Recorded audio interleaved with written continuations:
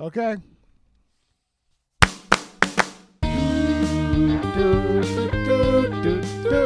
Hello, everybody. I'm Steve Peterson. And I'm Jack Hinkle. Welcome back to Chops Podcast, where we talk about best practices for teaching, knowing your content, and knowing your students. Talk about best practices for drinking coffee most throughout the day, getting lots of sleep as much as you can, and getting energy up in the room with your kids. How you doing, Steve? I'm off the coffee. Oh my gosh. Well, down to 2 cups. You're off 1 cup of coffee, right? I was doing 3. Three cups of coffee, like 2 to 3. That's a big jump. Forwards and backwards. Yeah. How you doing? How you doing with that? It's probably about break even. Miss the little buzz that it gives me, but it's probably good that I don't have the anxious rip of it going through my veins. There you go. So, how many are you on? 2? I'm on 2. 1 in the morning, 1 in the afternoon. Yeah, and on the weekends, it's like they're pretty generous pours, I will say. They're large cups. But I'm trying to do a little less during the week. Keep those in check. So, yeah, 1 cup of coffee down. Yep. Wow. But I'm back on the smoothie grind. Oh, in this weather? What are you looking at? Yeah. It's missing a rubber stopper. Okay. I'm doing a smoothie in the morning. What are you doing? Spinach? Kale? No. Blueberries. We've been doing frozen, what are those things called? Avocados? Avocados. You know, they have that at Aldi now. Frozen avocados. Wow. Instead of peeling up one. Oh, I see what you're saying. Yeah. Oh, that's a game changer. Yeah. Not quite as creamy, but it's easier. Just dump them in. Then we're doing scoop of protein powder. Okay. Honey? No, a little bit of cinnamon. Ooh. Sometimes a handful of oatmeal. Okay. A banana.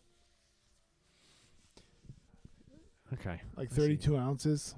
Just enough. Gosh. That's a big smoothie. That's a big smoothie. And then chase it down with like 32 ounces of coffee. Ugh. 64 ounces of liquids before you go to school. That's a way to start your day. But I did start going to the gym.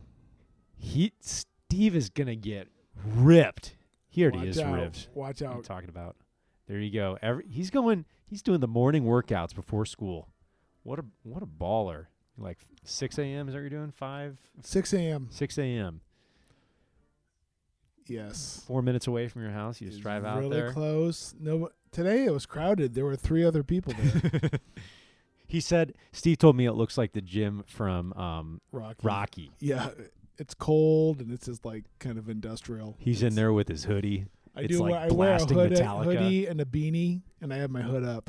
You know, okay, one of the trends that's going on like the socials is like day in the life. Okay. You could do day in the life of a music administrator. Okay. So you'd set your phone out like while you're like lifting weights. You're like 6 a.m. pumping the biceps, 7 a.m. like drinking the smoothie, 8 a.m. locking in on emails, just like taking throughout your day. That'd be funny. That'd be a good one. But you got to like really get into it when you're doing those curls or whatever you're doing. Yeah, I'm not. It's not your Yeah. jam. Not your jam. Okay, so that's new. That is new. Good for you. Steve and I just got back this weekend from our trip to Purdue, and that was a wild time. Wild time. It was. There was a lot of up and A down. lot of up and down, a lot of left and right, a lot of carrying things. Those dang salt stains, man. It's like you look My so nice in your suit, is and cooked. you just like unload gear, and you look down, and you're like, oh! Yeah, my shoes did not look great by the end of I'm the day. going to have to clean up my suit before I go back. The epic moment of that whole thing was the final concert at Purdue. New jazz band director. Yep.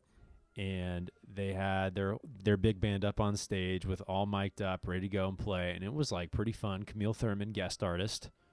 They were like throwing down. And then out of nowhere, from behind the curtains, a bat flies out and just starts flying everywhere around the auditorium. Yeah, around the Elliott Hall of Music, which is ginormous. massive. And Seats like 5,000 people, and there was probably like 1,000 kids in there. and that thing was just flying everywhere. I was wondering if it was ever going to land, Right. but it didn't really have anywhere to perch, No, and it it just didn't. flew around, and it looked terrified for about like 30 minutes, and everyone in the crowd was terrified. And it went after a couple of the musicians on Yeah, that's stage at kinda one fun. point. That was intense. That was fun. Wow. But they got it out at the very end. They put a garage door up on the side loading docks and shooed that thing out, and the show went on. I did not have that on my Purdue bingo card this year. Wow. Okay, here's what we're talking about today. Talking about practice. Talking about practice. We're talking about teachable moments.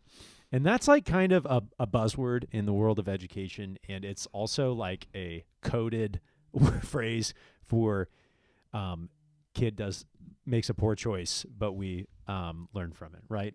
That's usually how Sure. it's coded, but it could be coded other ways. And I did think of some moments kind of for myself too, this weekend, but also we can go more globally and think back to any random things. But here was a teachable moment that I thought about this weekend, is that Steve has one band. He was working with Jazz 1 this weekend, and I was working with two bands, Jazz 2 and Jazz 3. And that's about 70 kids, give or take, Yep. that we're carting around Purdue University. We took 2 buses down. Instruments mostly went under the bus, and then Steve and I took a school van so we could keep the upright bass safe, and the amps safe and warm as well. So there's a lot of gear going around. And this was the first year that the jazz bands performed in separate venues, or in separate buildings, I yeah. should say. That originally we were all located in one building, and that was pretty nice. Quite easy to move things around. But this year, the band 2 and 3 performed in one building, and then band 1 performed in another building, probably like a 5 to 10 minute walk across the campus.